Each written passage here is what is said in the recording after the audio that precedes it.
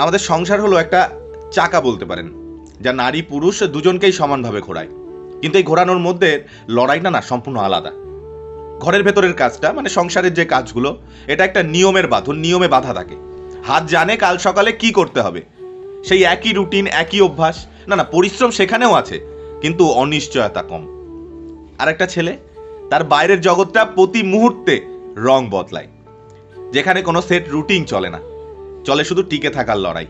অফিসে বসের টার্গেট পূরণ না হলে রুটি রুজি হারানোর ভয়, আর ব্যবসায় কাস্টমার না এলে মাথার ওপর ঝুলে থাকা ওই ইএমআই তলোয়ারগুলো। রোজ নতুন টেকনিক, রোজ নতুন ফন্দি, মাথা খাটাতে খাটাতে যখন মগজটা শুকিয়ে কাঠ হয়ে যায়, তখন সে বাড়ি ফেরে।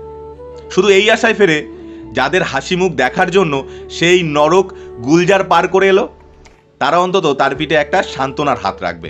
সামান্য এক গ্লাস জল আর একটু হাসি, আর কি লাগে একটা ছেলের। তবে মনে রাখবেন, আজ হয়তো ছেলে মেয়ে এক, আমরা ছেলে মেয়েকে একই সাথে তুলনা করি, কিন্তু জীবনের ময়দানের লড়াইয়ের ধরনটা কিন্তু আজও আলাদা। একজন লড়ছে চেনা গণ্ডিতে, আর একজন লড়ছে প্রতি মুহূর্তে নতুন শত্রুদের সাথে। দায়িত্ব তো দুজনই পালন করে, কিন্তু সেই খাটুনির পর ঘর থেকে একটু সম্মান পাওয়াটা একটা ছেলের আসল প্রাপ্তি।